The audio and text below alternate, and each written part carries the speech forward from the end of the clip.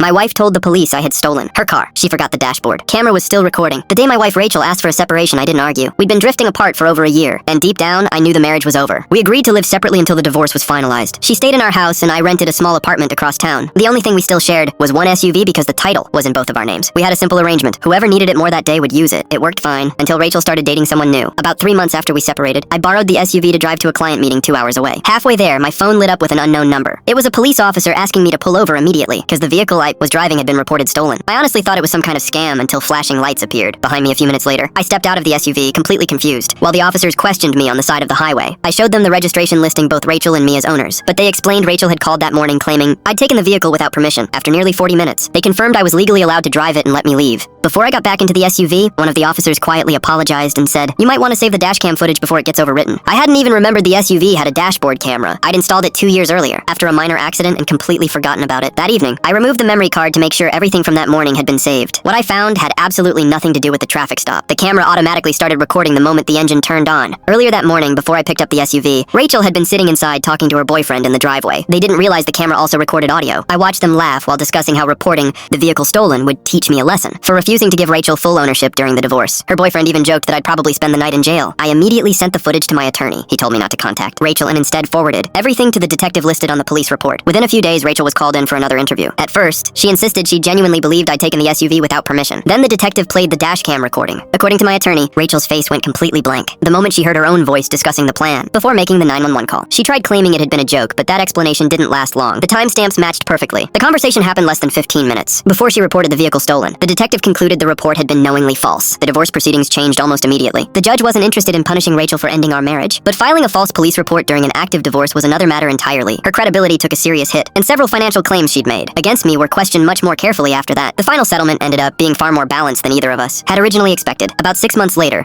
Rachel sent me a long email apologizing for everything. She admitted she'd let anger control her decisions and never imagined the dashcam would record the conversation. I believed she was genuinely sorry, but some mistakes permanently change how people see you. I wished her well and never replied again. Today, that old SUV is long gone, but I still install dashcams in every vehicle I own. Not because I'm expecting another false accusation, but because I learned something important. The truth doesn't always need someone to defend it. Sometimes, it's already recording. Would you have accepted Rachel's apology after what she did? Yes or no?